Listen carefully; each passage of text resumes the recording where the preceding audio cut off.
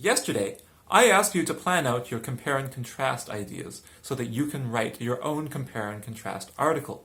And today, You'll write an introduction. what are you doing? Finishing your sentence. Yeah, but you can't just jump in there without me introducing you. It's very confusing to people. Oh, well, introduce me then.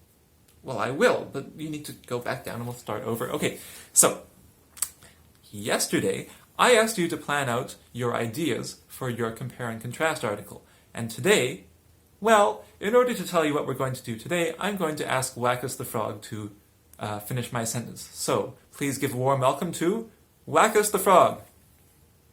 You're gonna learn about how to introduce your compare and contrast article. Exactly. So, Room 28 last week planned together an introduction for our compare and contrast article about McDonald's and A&W. Let's see if we can learn a few hints and tips about how to write individually your own by looking at what we did as a class. Let's take a look at the sample article that we wrote together as Room 28, and I just want to take a look at the introduction. That's all I want to focus on today. So let's zoom into the introduction. There we go. So, the headline is McDonald's or A&W, a critical comparison by Room 28. And again, all I want to do is look at how we introduce the article. And I want to look at two things. First, I want to take a look at how we set up the reader to think about having to make a choice. And the other thing I want to look at is interesting use of language. Let's get started. Let's say your stomach is growling and you have some money and want to go out. Okay, so right away I can tell that I'm setting the reader up to make a choice, right? I'm getting the reader to imagine having to make a choice. So I'm going to highlight that. And let's keep going. Every time the reader has to make a choice, or I'm setting up the reader to make a choice, I'm going to highlight it in that yellowy color. Let's continue. You have a plethora of choices. Wow, what an interesting word I stuck there, plethora. Okay, let's highlight that in a different color so that we can keep track of the interesting language we're using. However, we all know that the best thing to have for dinner is a giant, fat, juicy hamburger. Again, I'm putting in lots of description words, so let's highlight that the same color as I did plethora. The most popular places to go for hamburgers are McDonald's and A&W.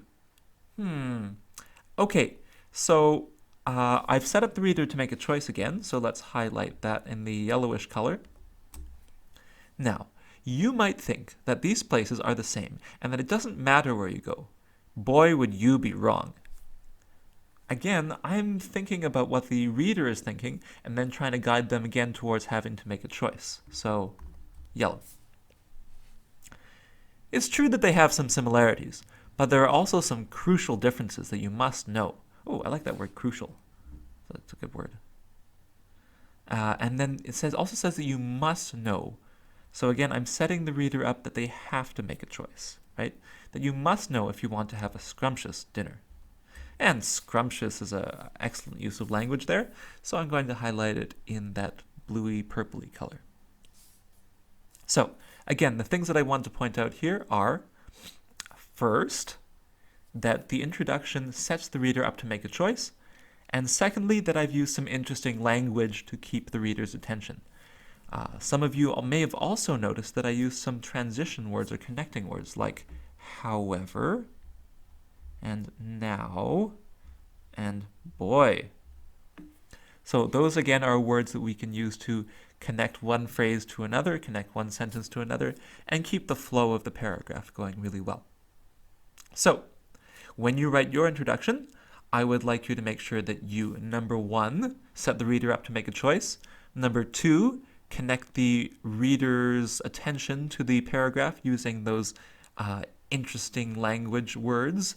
And number three, to use those transition words or connection words like however, now, boy, in order to improve the flow of your writing. Those are the three things you need to include in your introduction. So let's get started with our writing. Well, I hope looking at our example has given you some ideas about how you can write your own introduction. So the next step is to write your own introduction. So open up a new Google Doc, and once you're done, attach it to this assignment so that I can see how your introduction has gone so far. Thanks for listening, and Happy writing! see you later.